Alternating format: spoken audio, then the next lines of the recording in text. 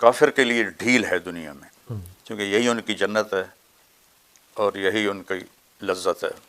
جب یہ میرے پاس آئیں گے تو پھر ان کو پتہ چل جائے گا کہ اللہ کی پکڑ کتنی شدید ہے۔ تم دنیا کے دیوانے بن جاؤ گے، دنیا کی محبت میں گرفتار ہو جاؤ گے اور موت کو تم برا سمجھنے لگ جاؤ گے۔ ایک زمانہ آنے والا ہے جب قومیں تمہیں اس طرح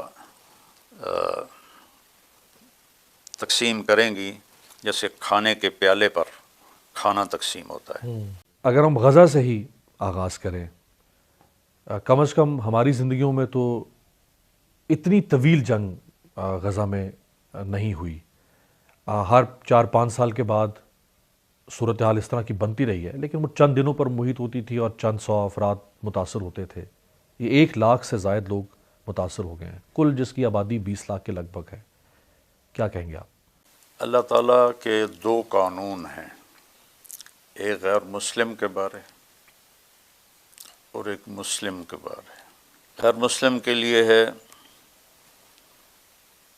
ذرہم یأکلوا ویتمتعوا ویلہہم الامل فسوف یعلمون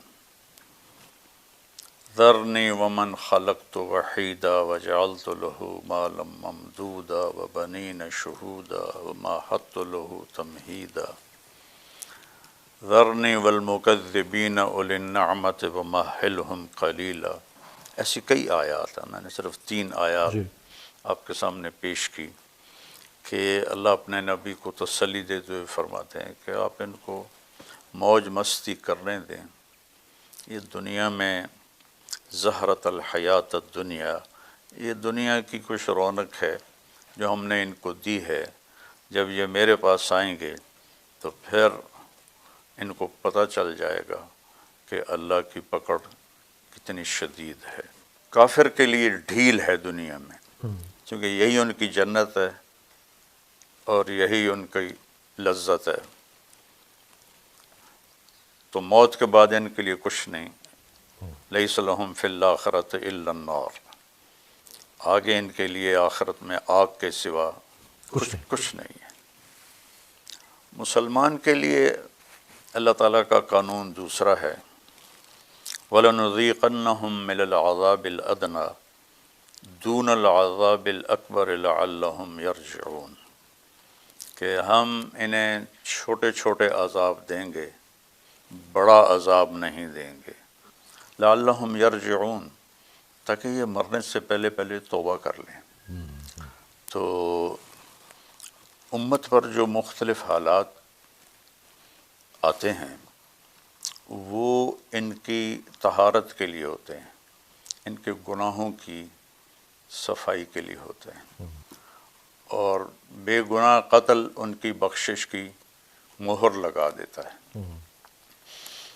آپ نے فرمایا کہ میری امت پر آخرت میں بڑا عذاب کوئی نہیں، ان کی سزا دنیا ہی میں ہے قتل و غارت۔ چنگیز خان نے 2 کروڑ مسلمان ذبح کر دی۔ تیمور کم بخت مسلمان تھا، لیکن مسلمان ہو کے اس کم بخت نے اپنے دادے کی روایت کو زندہ کیا اور 2 کروڑ مسلمان ذبح کر دیے، تھوڑے سے اس میں ہوں گے غیر مسلم۔ تو اس طرح جو آفات آتی ہیں یہ ان کے گناہوں کی صفائی کے لیے ہوتی ہیں۔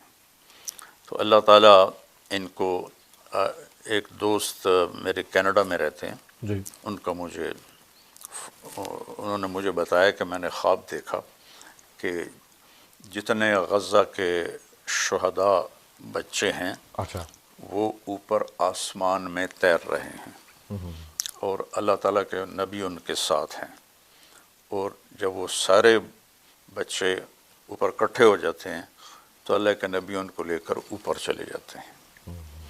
تو دیکھنے میں خوفناک، کربلا سے بڑا خوفناک واقعہ کیا ہوگا کہ انسانی تاریخ میں کسی نبی کی نسل اس طرح ذبح نہیں ہوئی جیسے کربلا میں ہوئی، اور ابھی صرف 51 سال ہوئے تھے اللہ کے نبی کو فوت ہوئے۔ کچھ صدیاں گزر گئی ہوتی، قوم بھول جاتی، امت تو تھا، پھر تو تھا 61 ہجری اور آپ 11 ہجری میں فوت ہوئے ہیں، تو 50 سال بھی نہیں گزرے کہ آپ کی نسل کو بکرے کی طرح ذبح کر دیا گیا۔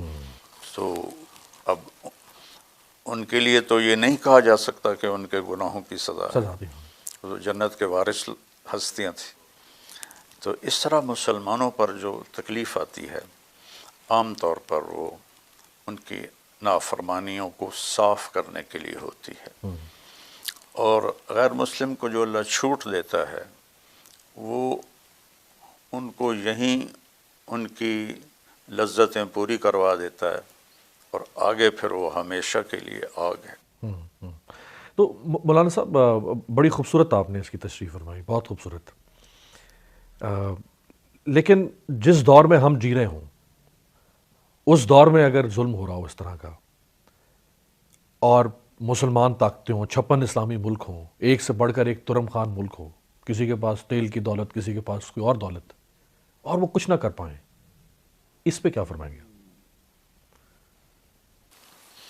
اللہ کے نبی کا فرمان ہے یوشک الامم ان تداعى علیکم کما تداعى الآکلۃ الی قصعتها. ایک زمانہ آنے والا ہے جب قومیں تمہیں اس طرح تقسیم کریں گی جیسے کھانے کے پیالے پر کھانا تقسیم ہوتا ہے. عرب میں دستور ہے سب کٹھے کھاتے ہیں بڑے بڑے تھالوں میں. اب بھی وہ دستور ہے کہ بڑے تھال ہوتے ہیں اس میں سارے کٹھے آؤ بھائی تعال.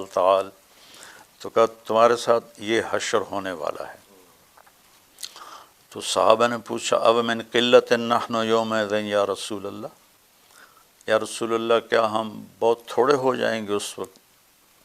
تو آپ نے فرمایا لا بل انتم یومئذ الکثیر، تم بہت زیادہ ہو گئے. ولکنکم غثاء کغثاء السیل، تم سیلاب کی جھاگ کی طرح ہو گئے. وَلَيَنزِعَنَّ اللَّهُ مِن صُدُورِ عَدُوِّكُمُ الْمَهَابَةَ مِنْكُمْ، اور اللہ دشمن کے دلوں سے تمہارا رعب نکال دے گا. آپ نے کہا نُصِرْتُ بِالرُّعْبِ مَسِيرَةَ الشَّهْرِ. ایک تو منظر کشی ہماری ہی لگ رہی ہے، اس لیے تو یہ حدیث یاد آئی. یہ تو ہمارا ہی نقشہ بیان ہو رہا ہے. آپ نے فرمایا مجھے اللہ نے میری مدد کی ہے رعب کے ساتھ کہ 1 مہینے کی مسافت تک میرا رو پڑ جاتا ہے. وَلَيَنزِعَنَّ اللَّهُ مِن صُدُورِ عَدُوِّكُمُ الْمَهَابَةَ مِنْكُمْ، اللہ دشمن کے دلوں سے تمہارا خوف نکال دے گا. وَلَيَقْذِفَنَّ فِي قُلُوبِكُمُ الْوَهْنَ، اور تمہارے دلوں میں اللہ وہن ڈال دے گا. تو صحابہ نے پوچھا مل وہن یا رسول اللہ، یا رسول اللہ وہن کیا ہوتا ہے؟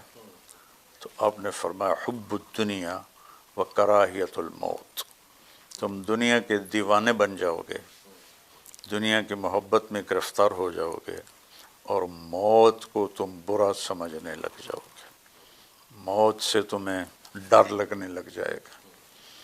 جب شمر نے کہا نا امام حسین علیہ السلام سے کہ ہم تم سب کے سر کاٹ دیں گے، تو وہ آگے ہنس پڑے. اب الموت تخوفنی، تو مجھے موت سے ڈراتا ہے. تو مجھے موت سے ڈراتا ہے. کیا ہوا؟ تو اب ہم تو کوئی موت کی بات بھی ہو تو اٹھ کے چلے جاتے ہیں، سن ہی نہیں جاتے. بہت خوبصورت، بہت خوبصورت بیان ماشاء اللہ. دونوں باتیں آپ نے بہت خوبصورت. ایک تشریح آپ نے کر دی کہ یہ جو آزمائشیں ہیں، اور اس وقت دنیا کی ایک چوتھائی ممالک مسلمان ممالک ہیں، 1/4 اتنی بڑی طاقت ہے، اور اس کے باوجود وہ ڈر رہے ہیں کہ شاید کسی کا تخت نہ ہل جائے، کسی کا کوئی اور کوئی بندر کا بند نہ ہو جائے، کسی کا کوئی کاروبار نہ ٹھپ ہو جائے.